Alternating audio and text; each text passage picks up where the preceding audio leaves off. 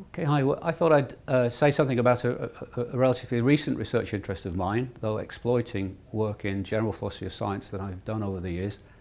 When my wife, who's a physician, told me back in the late 1980s that there was a new movement called evidence-based medicine, then my reaction was that of any right-thinking person, I think, namely to more or less fall off my chair and say, oh my God, what was it based on before?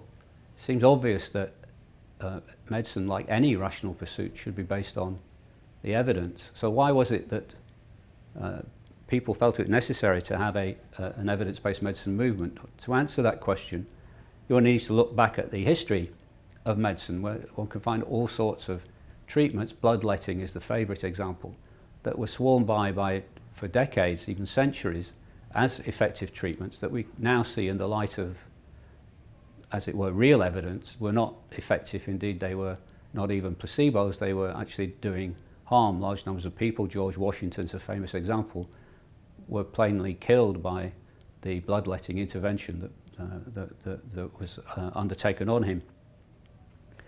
So, but these people who were doing the bloodletting weren't, of course, vicious people. They really believed that they had evidence to the effectiveness of their treatment. After all, some people recovered, as we would now say, despite the bloodletting, but it's tempting to infer from the fact that they were treated by bloodletting and recovered that the bloodletting was the cause of the recovery.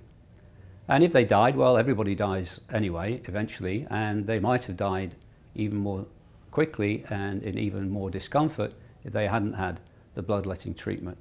But we can see now that these people were making an evidential fallacy, usually called by philosophers who like fancy names, the post hoc ergo propter hoc fallacy, when they inferred from the fact that there were large numbers of people that they treated with bloodletting who recovered, that the recovery was caused by the bloodletting.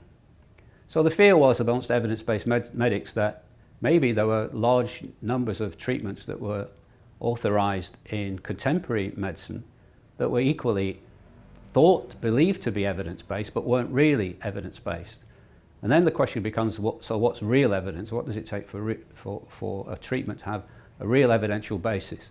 And the message that many people took away from evidence-based medicine initially was that the only real evidence came from randomized controlled trials, where you take a bunch of people who are going to be the experimental group, or the study group rather, and you divide them by some random process into the experimental group, the trial group, who get the actual intervention, and a control group who will get either conventional treatment, as now is, or a placebo.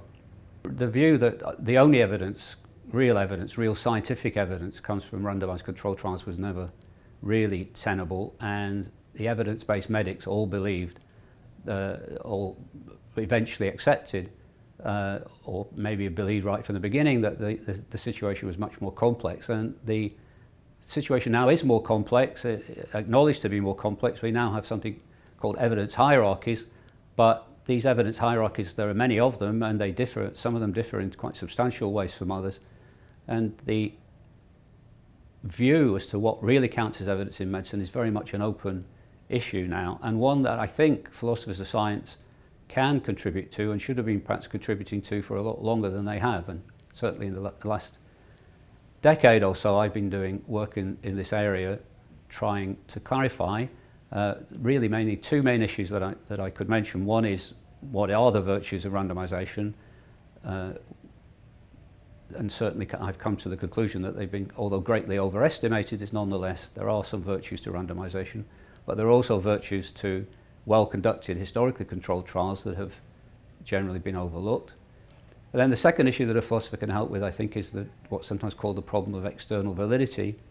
When you do trials of any kind, there are systematic inclusion and exclusion criteria. You don't want people to be too old because it's thought ethically that's unacceptable. You don't want people to have too many comorbidities.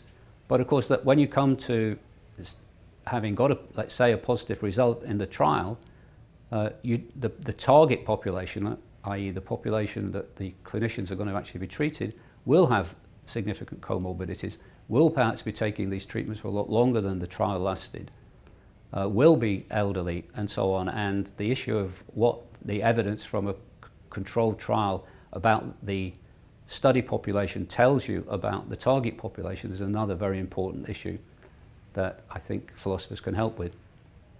So I think it's a really exciting area, the methodology of medicine looked at from the fundamental viewpoint of confirmation theory, logic of evidence that's always, of course, been a very central part of philosophy of science.